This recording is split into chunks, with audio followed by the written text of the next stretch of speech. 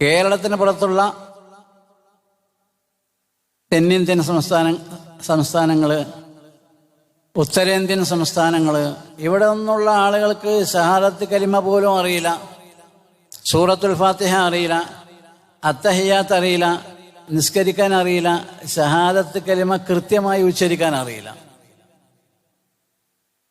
അതുകൊണ്ട് ദാറുൽ ഹുദ സ്ഥാപിതമായിട്ടുള്ളത്, ദാറുൽ ഹുദയിൽ നിങ്ങളെപ്പോലെയുള്ള വിദ്യാർത്ഥികളെ ചേർത്ത് പഠിപ്പിച്ചു കൊണ്ടിരിക്കുന്നത്, നിങ്ങളെ പഠിപ്പിച്ചു കഴിഞ്ഞത് നിങ്ങൾ കേരളത്തിന് പുറത്തേക്ക് പോകണം.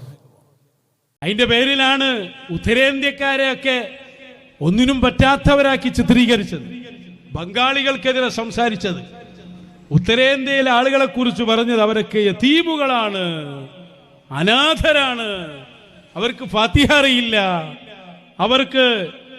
അവർക്കൊന്നും അറിയില്ല, അറിയുന്ന വലിയ ഖോജരാജാവല്ലേ ഇയാള്. എന്താ അവസ്ഥ?